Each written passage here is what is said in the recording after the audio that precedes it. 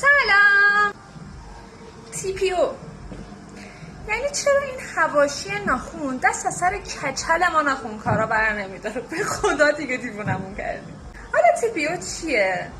یه ماده ایه که توی لاکشل ها وجود داره. البته نه تمام لاکشل ها. حالا TPO چیه؟ TPO یه ماده ایه که توی یک سری از لاکشل ها وجود داره و مثل همه چیزای دیگه یه سری مزایا داره و یه سری معایب داره. حالا مزایا و معایبشون چیه؟ اساتید اومدن اعلام کردن که استفاده از TPO باعث ناباروری میشه. خب اول بریم سراغ این که TPO توی اروپا کلا استفاده ازش ممنوع شده و لاکشل هایی که داخلشون از TPO استفاده شده تولید و پخشش کلا ممنوع شده. داخل اروپا لاکشل هایی که توی ایران موجود هستش اکثرا چینی هن. و حتی اگر که چینی هم نباشن، من حداقل برای خودم رو که چک کردم داخل هیچ کدومشون TPO وجود نداره.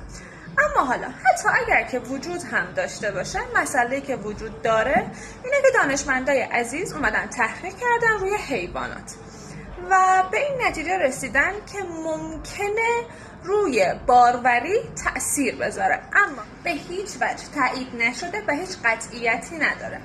اما اگر هم که داشته باشه، به نتیجه دیگه این هم که رسیدن این بوده که اگر که استفاده مکرر ازش بشه، شاید درصدی که میگم اونم هنوز به قطعیتی نرسیدن راجع بهش.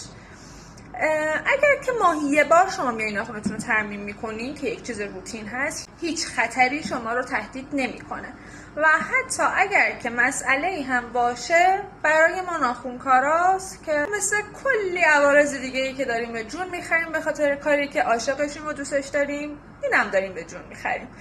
اما مطمئن باشین که هیچ مشکلی براتون ایجاد نمیشه. من خیلی تحقیق کردم راجع به این مسئله به خاطر اینکه سلامتی شما از همه چیز برای من مهمتره. دوستتون دارم. خداحافظ.